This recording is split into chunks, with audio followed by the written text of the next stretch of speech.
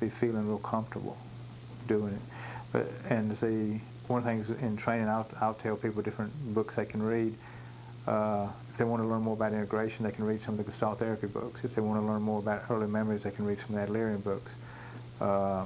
If they're a person that really likes structure in how they do things, then neurolinguistics could be real useful for them, because in your neurolinguistics they'll talk about integration work. So I think depending on the person, in about a year's time, a person can feel very comfortable. And it's something after a week-long training a person can begin to use. A lot of it's a change in the way we think. Right. It's not necessarily, because a lot of people use hot seat work like Gestalt. A lot of people have been trained in early memories through Adlerians.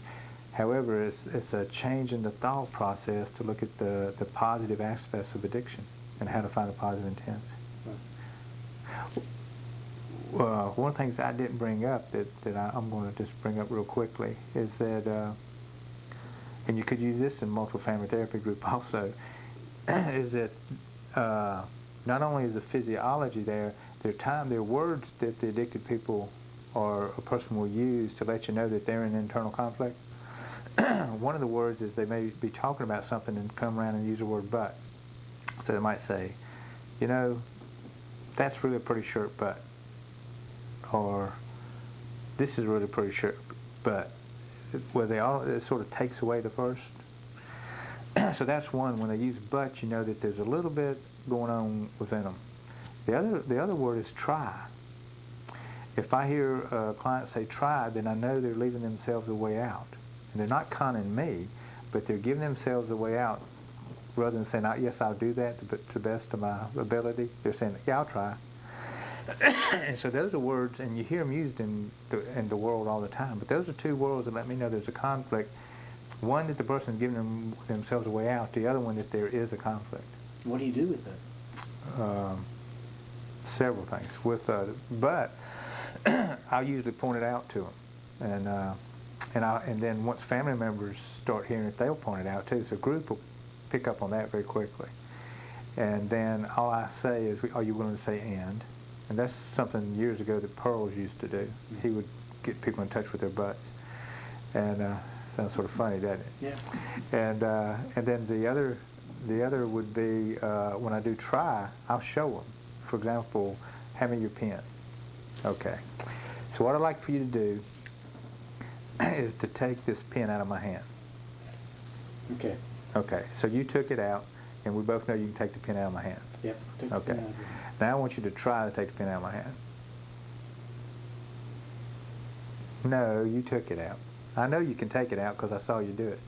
I want you to try to take it out. That's right. That's trying. And so I do this little exercise with them, so that people will see that trying's not doing anything. It's an escape. So all I ask people to do once I show them this and they finally understand it, I say, well, are you willing to do the best you can at whatever it is? And so clients, I'll say, are you willing to go home and do this homework? And they say, I'll try. And I just stop and go, no, I'm not willing to have you do that. I say, are you willing to do the best you can at this? And once you do it with one person in the group, then the group picks up very quickly. And then other people will point it out. If somebody says, yeah, I'll try, and say, I miss it, or I just decide not to say anything about it, someone else will pick it up and say, whoa, you said you're going to try. Are you willing to really do it, or just try? And so people begin to hear themselves and to become aware of the ways that they shove things aside. And when the group starts checking the group, that means the group's taking responsibility for itself. Yeah, and that means they're going to start running as smooth as they can. And having fun at it. Yeah, because they do. They play with it. It becomes a game. Right. You know, and yet at the same time, when it's time to be serious, they get serious. But when it's time to play, they'll play with some of it. Okay. Well, I really appreciate your spending time talking on this videotape. We've, as I said, answered many questions and created many more, I suspect. Probably, so I would think. And if people want to get in touch with you, they can call the Resource Center for Multiple Family Group Therapy, and we'll be glad to direct them in that way. That sounds fine. And also, when the book comes out, keep their eyes and ears open for a book on Perceptual Adjustment Therapy. And I'm Louis Foster, the administrator of the Multiple Family Group Therapy Resource Center. Hope you enjoyed this tape, and if you have any comments on what you would like to see on tape as far as perceptual adjustment therapy is concerned, let us know. Maybe there's another tape in the making. Thanks again.